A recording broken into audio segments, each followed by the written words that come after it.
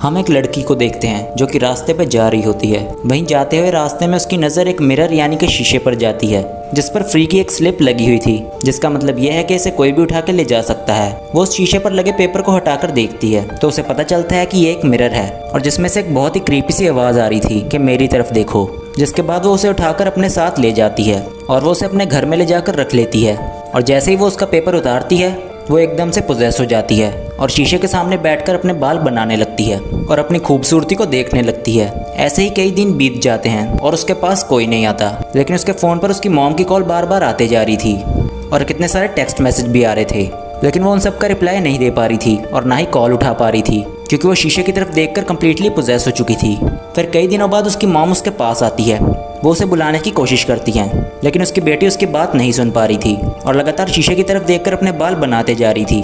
तभी जल्दी से उसकी मॉम शीशे पर एक कपड़ा डाल देती है जिससे एकदम से उसकी बेटी का पोजीशन टूट जाता है। तभी उसकी मॉम उसे बताती है कि तुम मुझे बार बार इग्नोर क्यों कर रही थी और तुम कितने दिनों से मेरी कॉल भी नहीं उठा रही थी। इन सब बातों को सुनकर उसे कुछ भी समझ में नहीं आता और वो कंफ्यूज हो जाती है। पर तभी अचानक से वो कपड़ा शीशे से नीचे गिर जाता है और वो दोनों उसमें देख लेती हैं, जिसके बाद दोनों शीशे के सामने बैठकर खुद की सुंदरता देखने लगती हैं। और ऐसे ही बैठे हुए उन्हें कितने हफ्ते बीत जाते हैं, जिसके बाद जब हमें इनके चेहरे दिखाए जाते हैं तो वो बिल्कुल ही नीले और फेड हो चुके थे और ये सब इतने दिनों से खाना ना खाने की वजह से हुआ था।